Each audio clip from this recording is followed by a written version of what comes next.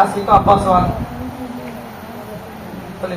نحمده ونصلي على رسوله الكريم أما بعد فقد قال الله تعالى في القرآن الكريم والفرقان المجيد أعوذ بالله من الشيطان الرجيم بسم الله الرحمن الرحيم يا أيها الذين آمنوا اتقوا الله وقولوا قولا سديدا يصلح لكم أعمالكم ويغفر لكم ذنوبكم ومن يطع الله ورسوله فقد فاز فوزا عظيما قال نبينا صلى الله عليه وسلم المسلمون من سلم المسلمون من لسانه ويده எல்லா புகழும் அல்லாஹ் ஒருவன் மீது நிலவட்டுமாக.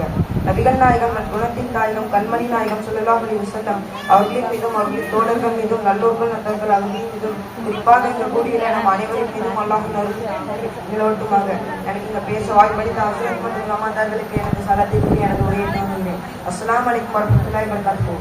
அன்பிற்கினிய அல்லாஹ்வின் நல்லடியார்களே, ஒரு ஊரில் அறிஞர் ஒருவர் இருந்தார். அவருக்கு அழகான மகள் இருந்தார். அந்த மகளுக்கு திருமணம் வயது வந்த பொழுது பலரும் பெண் கேட்டு வந்தார்கள். தன் மகளை புத்திசாலியான ஒருவருக்கே திருமணம் முடிக்க வேண்டும் என்று எண்ணி அந்த அறிஞர் பெண் கேட்டு வளர்ந்த இளைஞர்களை மொத்தமாக அமர வைத்து அவர்களிடம் கூறினார், நான் உங்களிடம் 2 கேள்விகளை கேட்பேன். அதற்கு யார் சரியான பதிலை கூறுகிறாரோ அவருக்கே எனது மகளை திருமணம் செய்து கொடுப்பேன் என்று கூறினார்.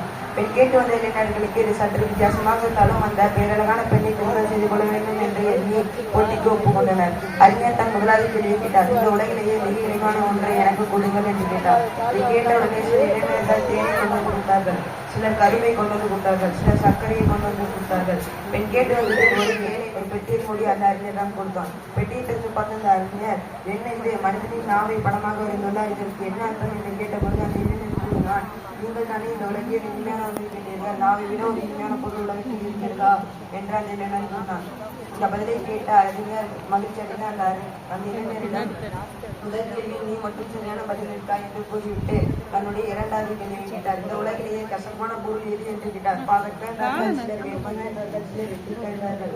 அதற்கும் அந்த ஏழை பணமாக இருந்து அதை பெட்டியில் மூடி அந்த அறிஞரிடம் கொடுத்தான். பெட்டியை திறந்து பார்த்த அந்த அறிஞர், என்ன விளையாடுகிறாரே, இதற்கும் மனிதனின் நாவை பணமாக விழுந்துள்ளாய், இதற்கு என்ன அர்த்தம் என்று கேட்டபொழுது அந்த இளைஞன் கூறினான், ஒருவர் தீய சொற்களை பேசும்பொழுது நாவை விட ஒரு கசப்பான பொருள் இருக்கிறதா, தீய சொற்களை பேசும்பொழுது மகிழ்ச்சியாக இருப்பவனும் கவலையாக விடுகிறான், நட்பாக இருப்பவனும் எதிராக விடுகிறான் என்று கூறினார். இந்த பதிலை கேட்டு வேண்டு போன அறிஞர் இந்த இளைஞனின் அறிவை கண்டு போய் தன்னுடைய மகளை அவருக்கு திருமணம் செய்து கொடுத்தார்.